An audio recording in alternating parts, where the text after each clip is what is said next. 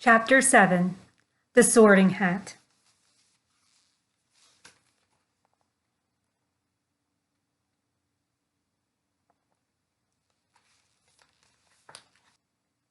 The door swung open at once. A tall, black-haired witch in emerald green robes stood there. She had a very stern face, and Harry's first thought was that this was not someone to cross. "The first years, Professor McGonagall," said Hagrid. "Thank you, Hagrid. I will take them from here." She pulled the door wide. The entrance hall was so big you could have fit the whole of the Dursleys' house in it. The stone walls were lit with flaming torches like the ones at Gringotts. The ceiling was too high to make out, and a magnificent marble staircase facing them led to the upper floors. They followed Professor McGonagall across the flagstone floor. Harry could hear the drone of hundreds of voices from a doorway to the right. The rest of the school must already be here. But Professor McGonagall showed the first years into a small empty chamber off the hall. They crowded in, standing rather closer together than they would usually have done, peering about nervously. "Welcome to Hogwarts," said Professor McGonagall.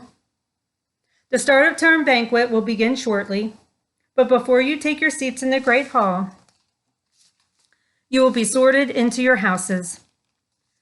The sorting is a very important ceremony because while you are here, your house will be something like your family within Hogwarts. You will have classes with the rest of your house, sleep in your house dormitory, and spend free time in your house common room. The 4 houses are called Gryffindor, Hufflepuff, Ravenclaw, and Slytherin. Each house has its own noble history, and each has produced outstanding witches and wizards. While you are at Hogwarts, your triumphs will earn your house points, while any rule breaking will lose house points. At the end of the year, the house with the most points is awarded the House Cup, a great honor. I hope each of you will be a credit to whichever house becomes yours. The sorting ceremony will take place in a few minutes in front of the rest of the school. I suggest you all smarten yourselves up as much as you can while you are waiting." Her eyes lingered for a moment on Neville's cloak, which was fastened under his left ear, and on Ron's smudged nose. Harry nervously tried to flatten his hair. "I shall return when we are ready for you," said Professor McGonagall. "Please wait quietly." She left the chamber. Harry swallowed. "How exactly do they sort us into houses?" he asked Ron. "Some sort of test, I think. Fred said it hurts a lot, but I think he was joking." Harry's heart gave a horrible jolt. A test? In front of the whole school? But he didn't know any magic yet. What on earth would he have to do? He hadn't expected something like this the moment they arrived. He looked around anxiously and saw that everyone else looked terrified too. No one was talking much except Hermione Granger, who was whispering very fast about all the spells she had learned and wondering which one she would need. Harry tried hard not to listen to her. He had never been more nervous. Never. Not even when he'd had to take a school report home to the Dursleys, saying that he'd somehow turned his teacher's wig blue. He kept his eyes fixed on the door. Any second now, Professor McGonagall would come back and lead him to his doom. Then something happened which made him jump about a foot in the air. Several people behind him screamed. "What the?" He gasped. So did the people around him. About 20 ghosts had just streamed through the back wall. Pearly white and slightly transparent, they glided across the room talking to each other and hardly glancing at the first years. They seemed to be arguing.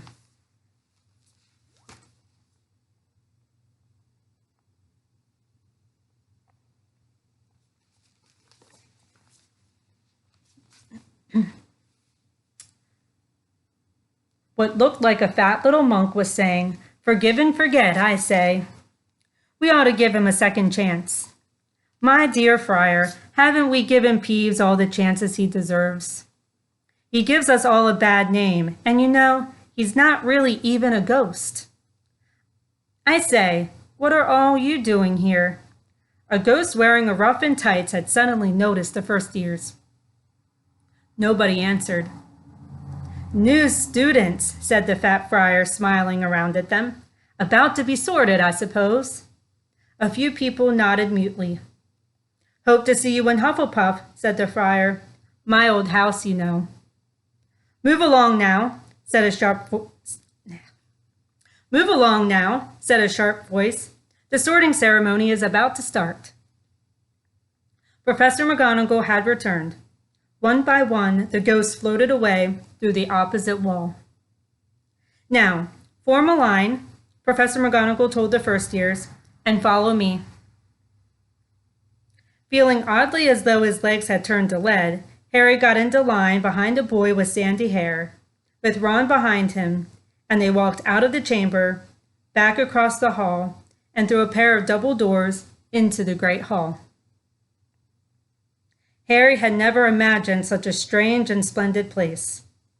It was lit by thousands and thousands of candles which were floating in midair over 4 long tables, where the rest of the students were sitting. These tables were laid with glittering golden plates and goblets. At the top of the hall was another long table where the teachers were sitting. Professor McGonagall led the first years up here so that they came to a halt in a line facing the other students, with the teachers behind them.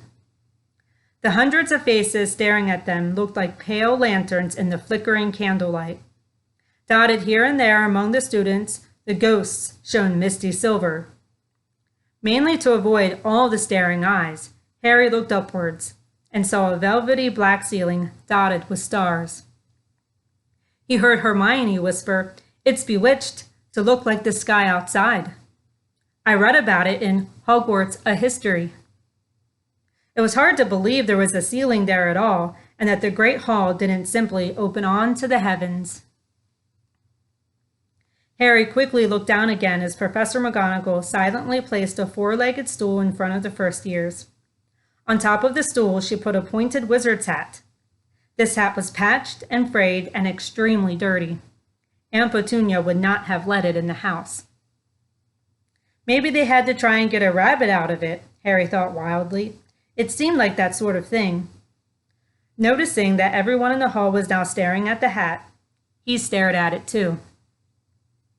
For a few seconds, there was complete silence. Then the hat twitched. A rip near the brim opened wide like a mouth, and the hat began to sing. "Oh, you may not think I'm pretty, but don't judge on what you see. I'll eat myself if you can find a smarter hat than me.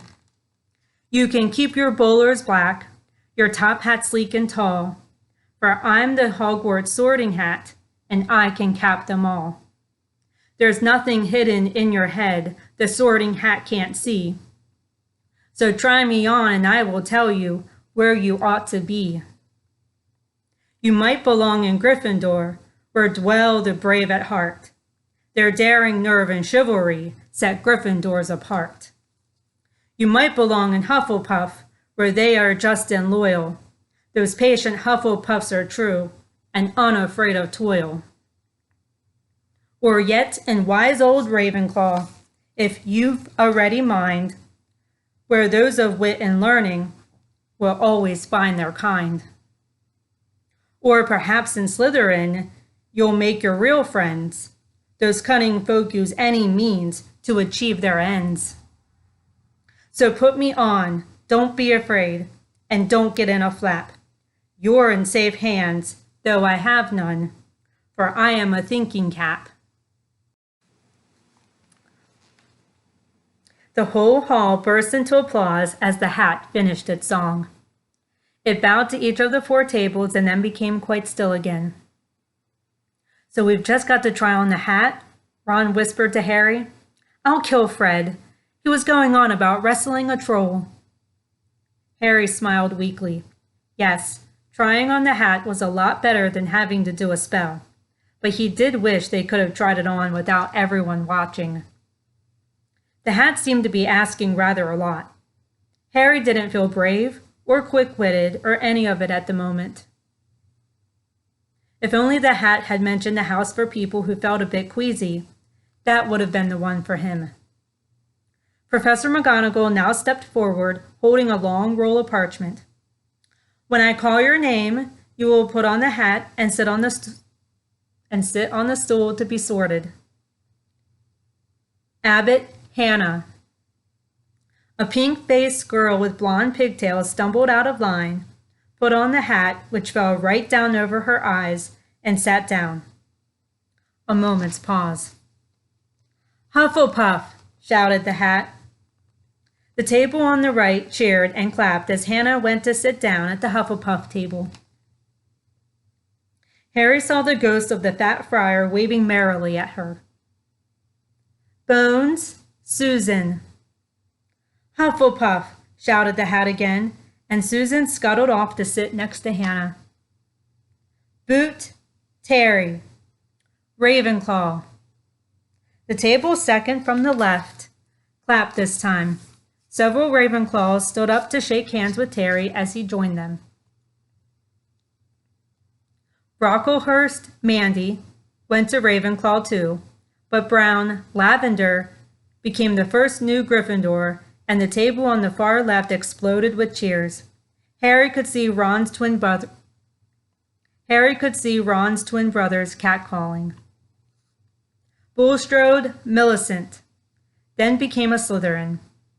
Perhaps it was Harry's imagination, after all he'd heard about Slytherin, but he thought they looked like an unpleasant lot.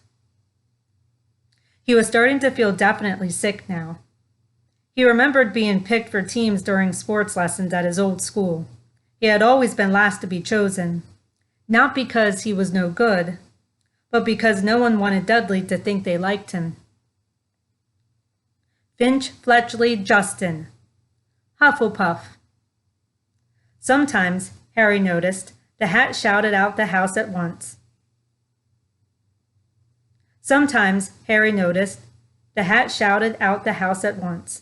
But at others it took a little while to decide. Finnegan, Seamus. The sandy-haired boy next to Harry in the line sat on the stool for almost a whole minute before the hat declared him a Gryffindor. Granger, Hermione. Hermione almost ran to the stool and jammed the hat eagerly on her head. Gryffindor, shouted the hat. Ron groaned. A horrible thought struck Harry, as horrible thoughts always do when you're very nervous. What if he wasn't chosen at all? What if he just sat there with the hat over his eyes for ages until Professor McGonagall jerked it off his head and said there had obviously been a mistake and he'd better get back on the train? When Neville Longbottom, the boy who kept losing his toad, was called, he fell over on his way to the stool. The hat took a long time to decide with Neville. When it finally shouted Gryffindor, Neville ran off, still wearing it, and had to jog back amid gales of laughter to give it to McGonagall Morag. Malfoy swaggered forward when his name was called and got his wish at once. The hat had barely touched his head when it screamed, Slytherin! Malfoy went to join his friends, Crabbe and Goyle, looking pleased with himself. There weren't many people left now. Moon, Knott, Parkinson, then a pair of twin girls, Patil and Patil, then Perks, Sally Ann, and then at last, Potter, Harry. As Harry stepped forward, whispers suddenly broke out like little hissing fires all over the hall. Potter, did she say? The Harry Potter. The last thing Harry saw, before the hat dropped over his eyes, was the hall full of people craning to get a good look at him. Next second, he was looking at the black inside of the hat. He waited.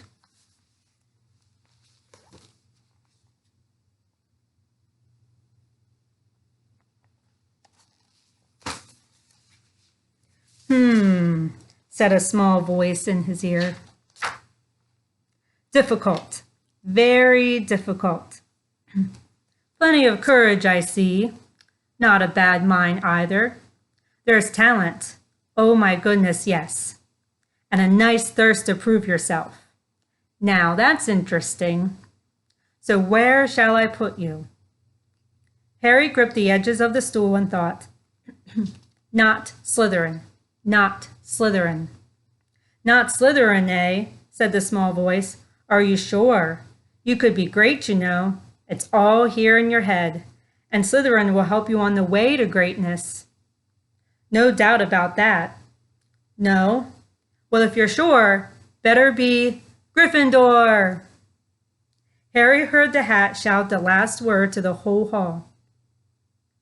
He took off the hat and walked shakily towards the Gryffindor table. He was so relieved to have been chosen and not put in Slytherin, he hardly noticed that he was getting the loudest cheer yet. Percy, the prefect, got up and shook his hand vigorously, while the Weasley twins yelled, "We got Potter! We got Potter!" Harry sat down opposite the ghost in the rough he'd seen earlier. The ghost patted his arm, giving Harry the sudden horrible feeling he'd just plunged it into a bucket of ice-cold water. He could see the high table properly now. At the end nearest him sat Hagrid, who caught his eye and gave him the thumbs up. Harry grinned back, and there in the center of the table, in a large gold chair, sat Albus Dumbledore. Harry recognized him at once from the card he'd got out of the chocolate frog on the train. Dumbledore's silver hair was the only thing in the whole hall that shone as brightly as the ghost's. Harry spotted Professor Quirrell, too, the nervous young man from the Leaky Cauldron. He was looking very peculiar in a large purple turban.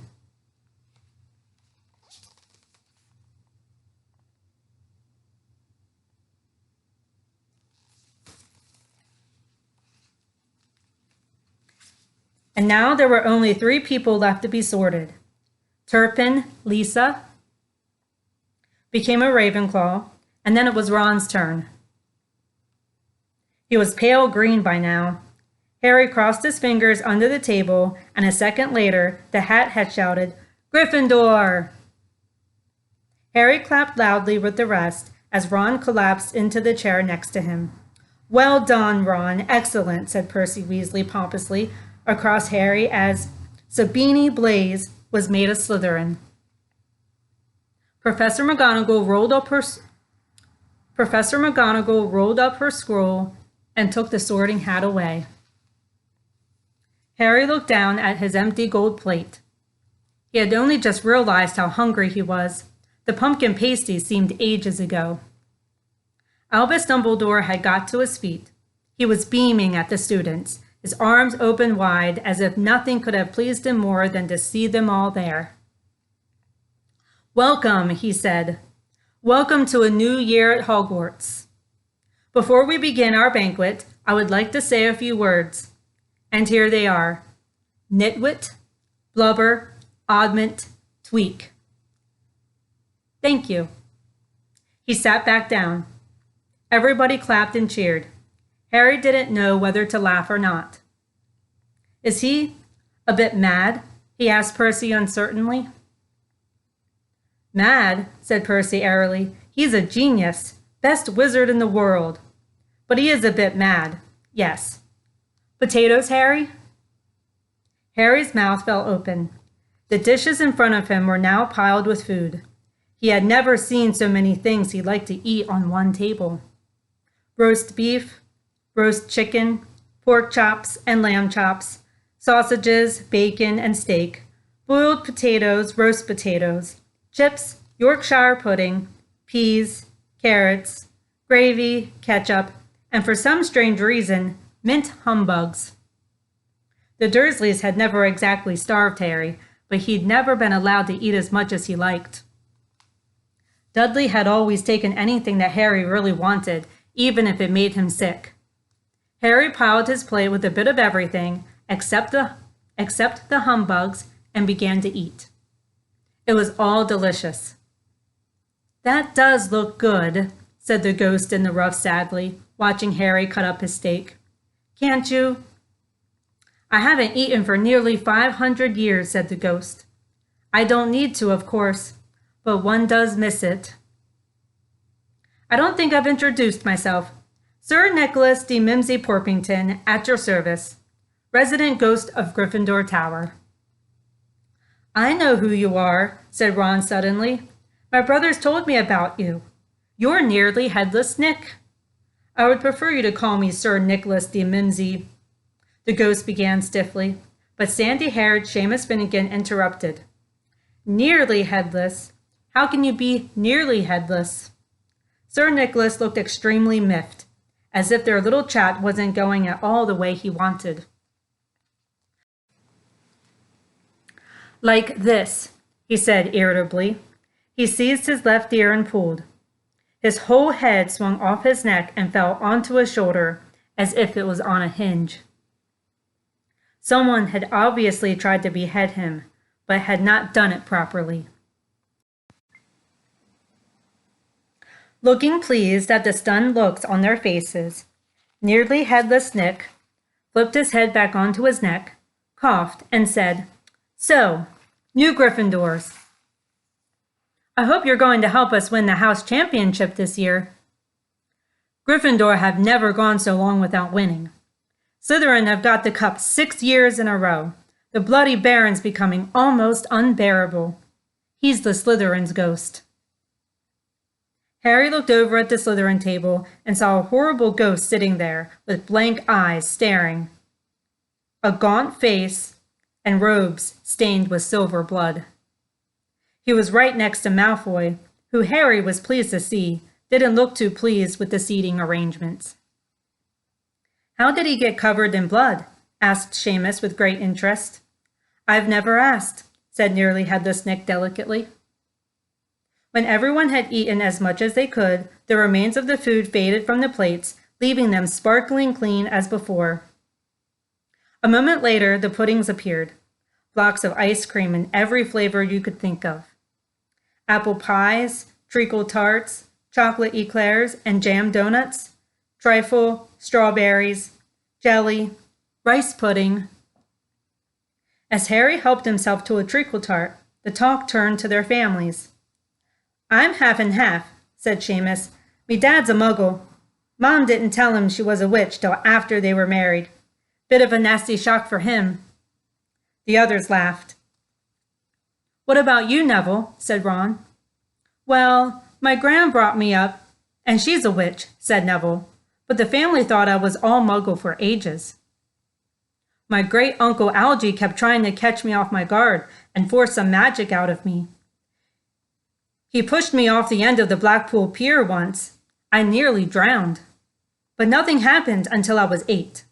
Great-uncle Algy came round for tea, and he was hanging me out of an upstairs window by the ankles when my great-auntie Enid offered him a meringue, and he accidentally let go.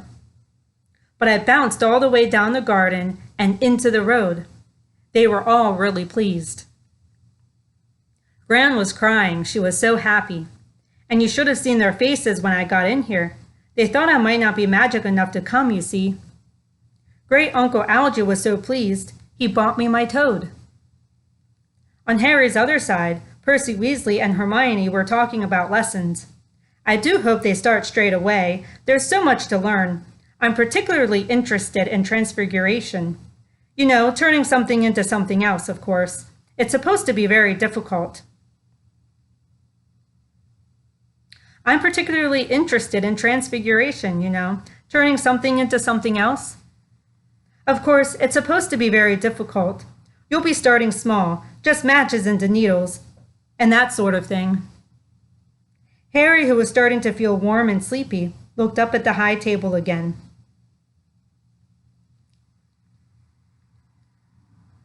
Hagrid was drinking deeply from his goblet. Professor McGonagall was talking to Professor Dumbledore. Professor Quirrell, in his absurd turban, was talking to a teacher with greasy black hair and a hooked nose and sallow skin.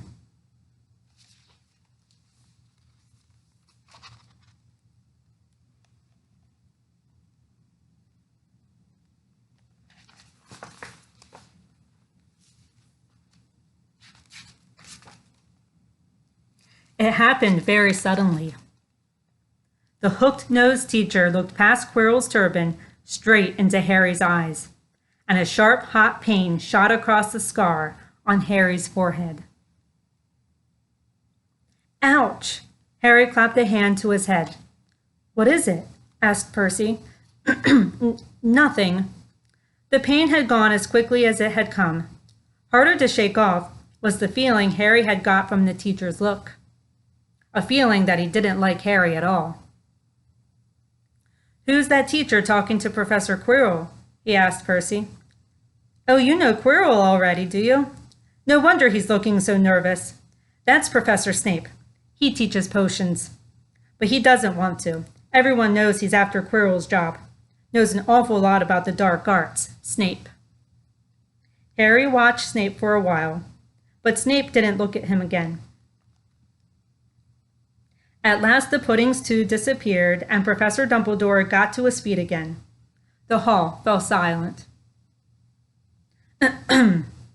Just a few more words now. We are all fed and watered. I have a few start-of-term notices to give you. First years should note that the forest in the grounds is forbidden to all pupils. And a few of our older students would do well to remember that as well.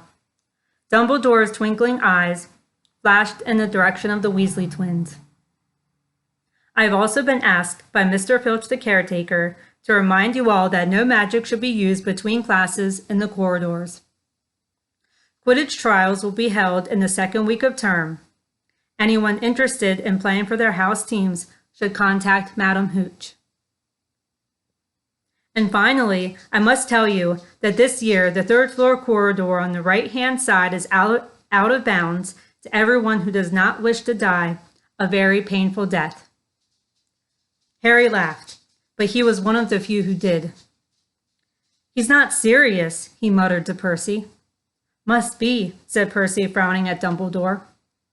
It's odd, because he usually gives us a reason why we're not allowed to go somewhere.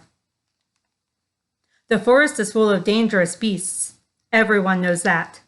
I do think he might have told us prefects at least.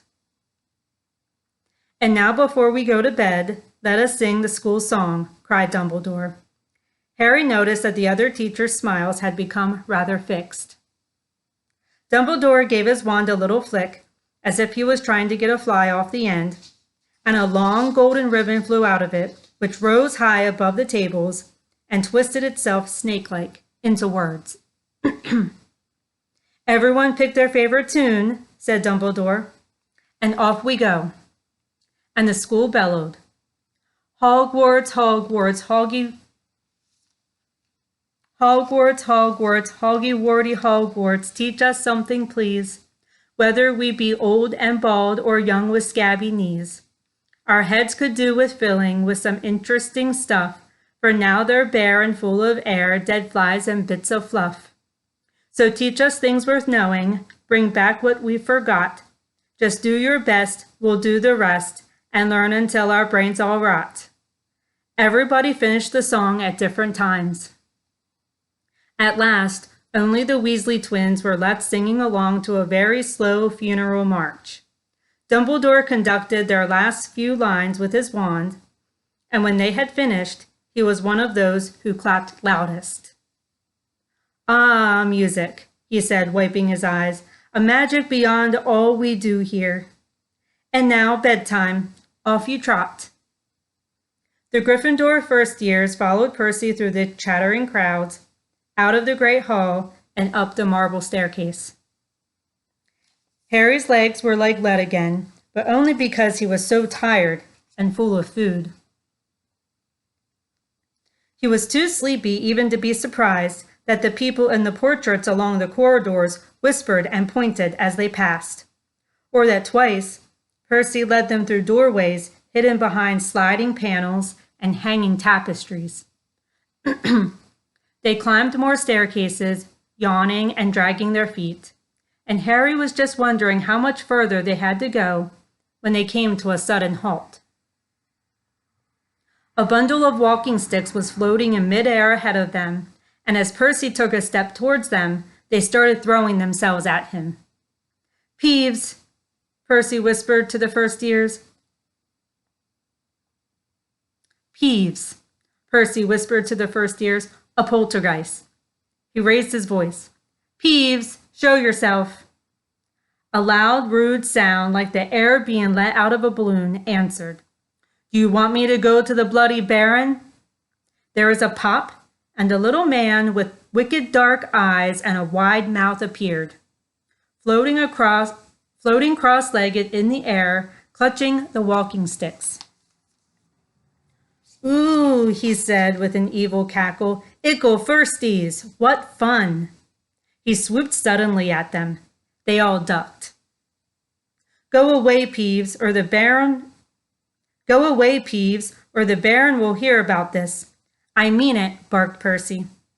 Peeves stuck out his tongue and vanished, dropping the walking sticks on Neville's head. They heard him zooming away, rattling coats of armor as he passed.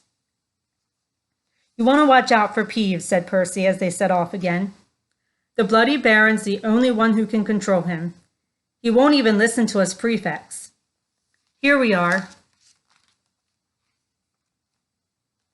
At the very end of the corridor hung a portrait of a very fat woman in a pink silk dress. Password, she said. Caput Draconis, said Percy, and the portrait swung forward to reveal a round hole in the wall. They all scrambled through it. Neville needed a leg up and found themselves in the Gryffindor common room, a cozy, round room full of squashy armchairs. Percy directed the girls through one door to their dormitory and the boys through another. At the top of a spiral staircase, they were obviously in one of the towers. They found their beds at last. 5 four-posters hung with deep red velvet curtains. Their trunks had already been brought up. Too tired to talk much, they pulled on their pajamas and fell into bed. Great food, isn't it? Ron muttered to Harry through the hangings. Get off, Scabbers. He's chewing my sheets. Harry was going to ask Ron if he'd had any of the treacle tart, but he fell asleep almost at once. Perhaps Harry had eaten a bit too much, because he had a very strange dream. He was wearing Professor Quirrell's turban, which kept talking to him, telling him he must transfer to Slytherin at once, because it was his destiny. Harry told the turban he didn't want to be in Slytherin. It got heavier and heavier. He tried to pull it off, but it tightened painfully. And there was Malfoy laughing at him as he struggled with it. Then Malfoy turned into the hook-nosed teacher Snape, whose laugh became high and cold. There was a burst of green light, and Harry woke, sweating and shaking.